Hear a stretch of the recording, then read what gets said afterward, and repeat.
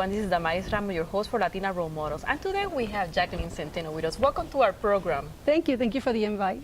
It's a pleasure to have you with us. And Thank you. let's talk about a little bit about you. This is a biography. So basically, Okay. who is Jacqueline Centeno? What would you like people to know about you? And tell me a little bit, couple of things that people don't know about you. Oh my gosh. Okay.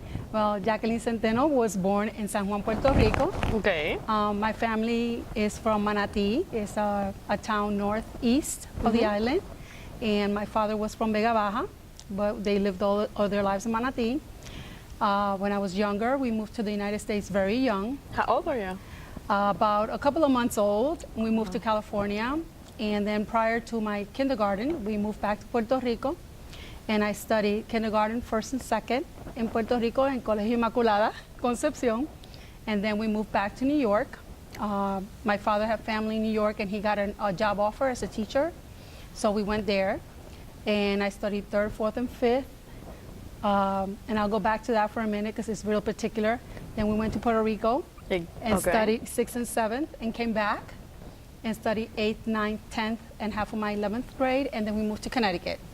But one of the particular things about moving to New York was the fact that at that time I didn't speak any English. And back then, there were no bilingual programs.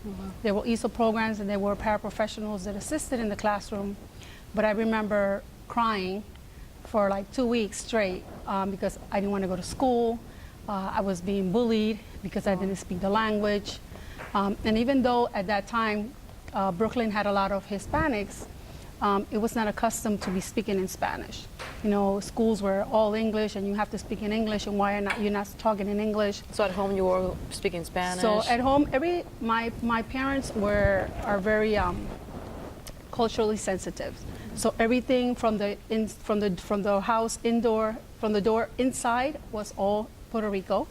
You know, our culture, our customs, Food, our language. music. My grandma lived with us forever, so obviously she didn't speak any English. And everything outside was in English because he wanted us to be fully bilingual. But I remember the struggles. My father went to work as a bilingual teacher in a school, which was far away. And then my mom worked in the factories. So we adjusted to life in New York, to the cold any other weather. siblings? I have an older brother. I'm the youngest of three, and I have a middle sister.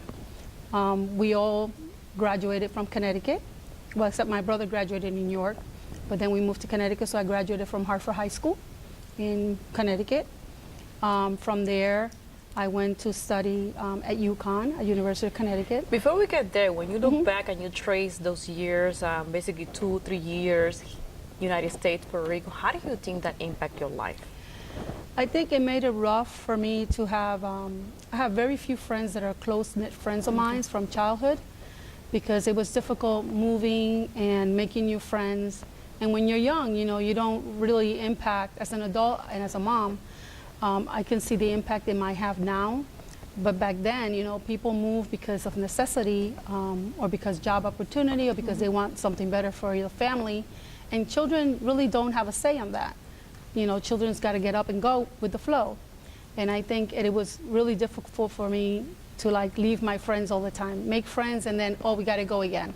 So that was a difficult part. So you mentioned the struggle with the language, how you were able to accomplish, you know, managing the language and, you know, and also getting used to this new culture. How you were able to do that? I remember I had a paraprofessional, a teacher's assistant, whose name is Ms. Gonzalez. I still remember her dearly, and with a lot of love, and she was a great help, and she was assigned to me in class, and she used to come all the time, like at least 3 times a day, to help me out with my math and my reading. My father paid for private tutoring for us to be able to, you know, get some assistance in learning the language. We didn't have like then internet that we had, you know, internet programs that that are accessible to children now. Those things were not available then. But education was important for him, and definitely, Yes, definitely. he instilled that in you, and, you know, put effort into increase your educational level. Yes, and my father always emphasized to us that without education, you know, there's very little you can accomplish. Even working at a retail store, you still need at least a high school diploma. And my father always taught, no, you're going to go to college, you know, you're going to go study.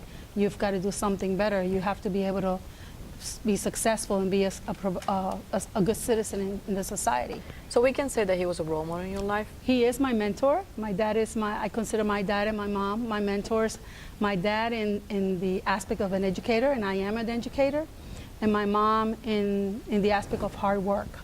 My mom has always worked in factories, and she worked in flow shame in New York and in places in Puerto Rico, and always worked very long hours and tirelessly. I mean, my mom is 81 and she still works full time. Oh, wow. So, you know, it's that drive to that, you know, you always Do better, you need to do accomplish better goals. because things don't come for free, you know, and people say, oh, well, you know, I'll get a job later. No, the things are hard to come by. So that's the word ethics that you have right now. Yes, I do. So when we move forward, when we talk about university, you were saying, go ahead, continue. I studied at UConn, and I studied 2 years at UConn, University of Connecticut, and then I got married young. And How young? I was 19 when I first got married, and I had my 2 kids. I have Yesenia, who is in the Army right now. She's a military daughter, and she's in San Antonio, and my son, Chris. And he has a learning disability, so he's a mental disability, so he's been with me forever. He's pretty functional, but you know, it's always a struggle having him as well.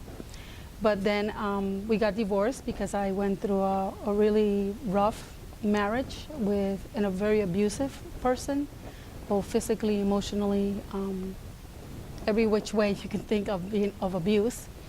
But it taught me a lot about myself, because I wasn't used to that kind of living environment. I grew up in a very humble but happy childhood.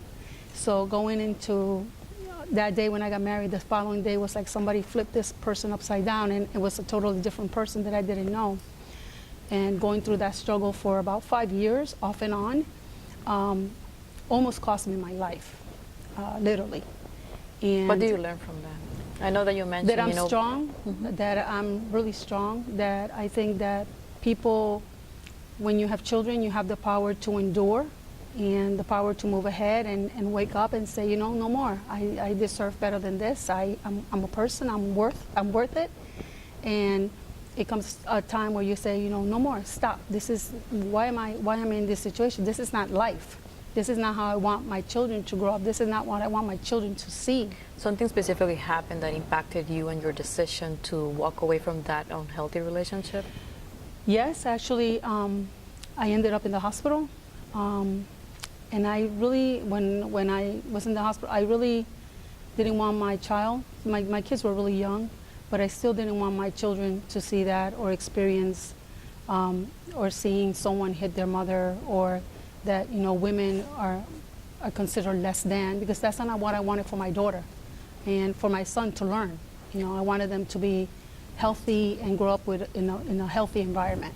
So what will be your advice for women out there that are listening to us and they probably, you know, going through something similar? What will be your advice? Not to be afraid that it's not the end of the world. You know, most women say, oh, but if I leave, I don't have anybody to support me. There's no supports in place. I'm going to be alone with kids, and I'm not going to be able to make it, so I'll just hold on, or he's going to change. They're not going to change.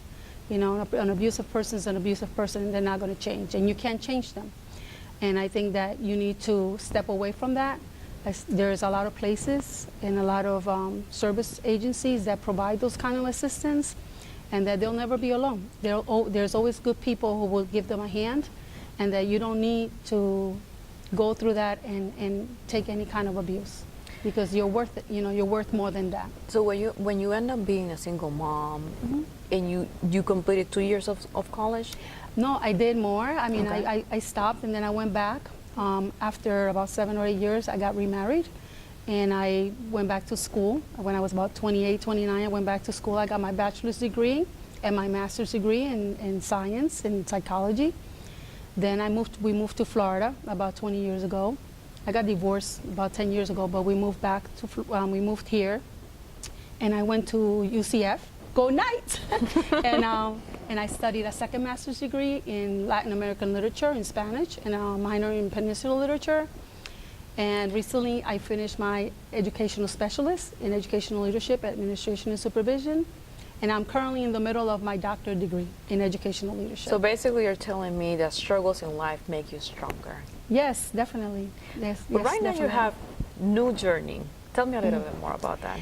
Well, my new journey is that besides being an educator and working hard to coordinate special ed programs for a specific school in Osceola County, I am running for Orange County School Board for District Number 2, which is on the east side.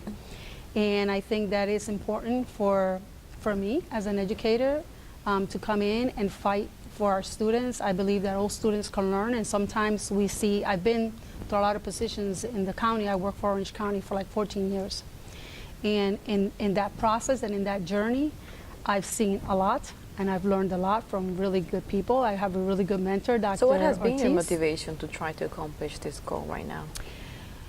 that I want to be able to bring a teacher's perspective to the board.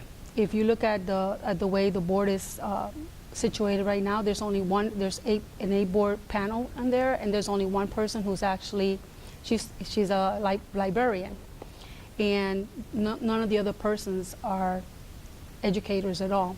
So trying to bring the educator perspective into the board to take into consideration, I know what happens in the classroom. I know what happens administratively. I know what happens at the district level because I work at the district level. So it's bringing that back. So when you talk about students' achievement levels and you talk about students, what students need, I bring that to the table. I've had 20 years of that. What is your vision with this?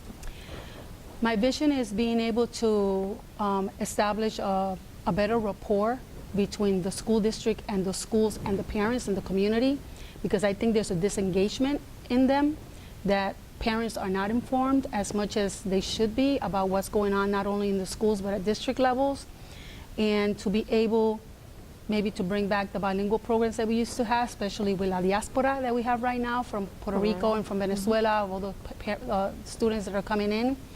And that services need to be provided to those kids, or any kid that has a second language learner. I think that they need to be able to be successful just like anybody else. So if someone would like to contact you and have more information from you, where they can find you? Well, they can find me on Facebook as Jacqueline Centeno or Jackie 2018 Campaign, or they can call me at 407-289-7554. Another route that I wanted to talk to you real quickly about in terms of the board is that our teachers, because I am a teacher, are underpaid. I coordinate the special ed programs, but that's a teaching position. But I was a classroom teacher for 12 years. But teachers are overworked, underpaid, and they have a lot of demands. And I think there's not enough hours in the day for everything that a teacher has to do.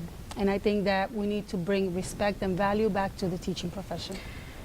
Thinking about, going through back in your life, your experiences, what you're doing, what would be a good advice that you would give to young women out there that are looking at you like, I would like to be like her?